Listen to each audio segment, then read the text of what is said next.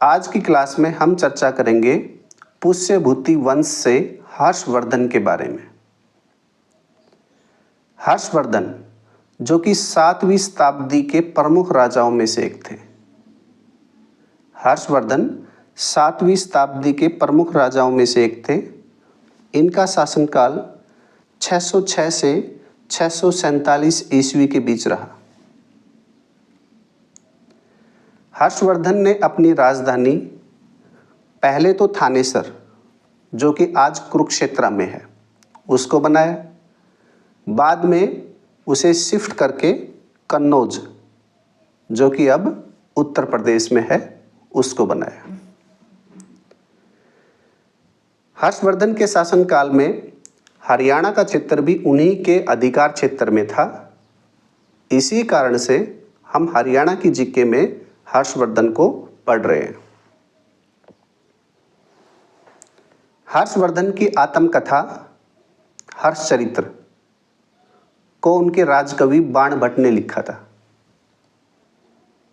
हर्षवर्धन की आत्मकथा हर्षचरित्र को उनके राजकवि बाणभट्ट ने लिखा था।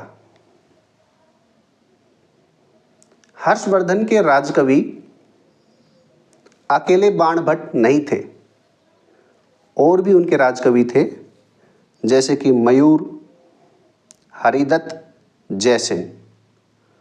तो इस तरह से हर्षवर्धन के 4 राजकवि थे: बाणभट्ट, मयूर, हरिदत्त और जयसेन। हर्षवर्धन खुद ने 3 नाटक लिखे जो कि संस्कृत भाषा में थे।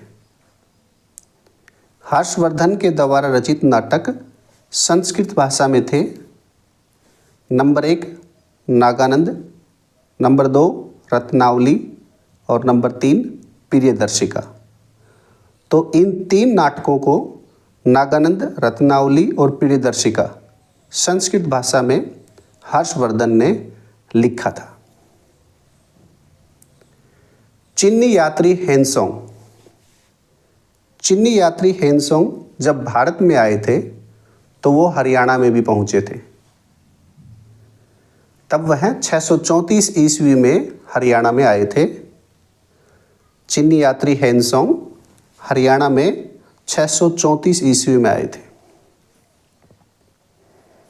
इन्होंने अपनी यात्रा के दौरान कुंभ मेले का जिक्र भी किया है। चीनी यात्री हेनसोंग ने अपनी यात्रा के दौरान कुंभ के मेले का भी उल्लेख किया है। हर्षवर्धन को पराजित किसने किया? हर्षवर्धन को दक्षिण के राजा पुलकेशिन द्वितीय ने पराजित किया था। हर्षवर्धन को दक्षिण के राजा पुलकेशिन द्वितीय ने पराजित किया था।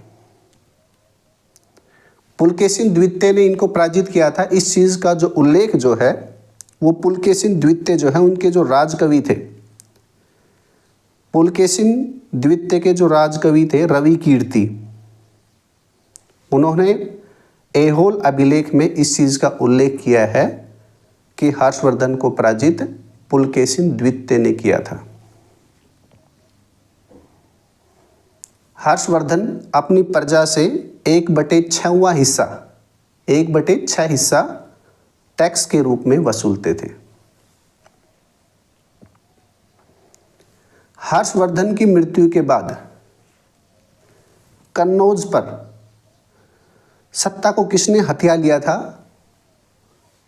तो आंसर है अरुणाचल, जो उन्हीं के मंत्री थे, उन्होंने सत्ता को हथिया लिया था।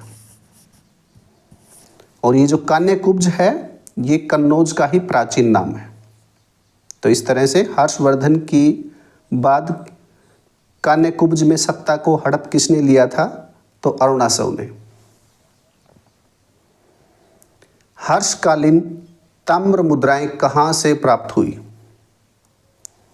हर्षकालीन हर्षवर्धन के समय की ताम्र मुद्राएं जो है वो हरियाणा में सोनीपत से प्राप्त हुई। तो यह सब था हर्षवर्धन, जो कि पुष्यभूति वंश से संबंधित है। धन्यवाद।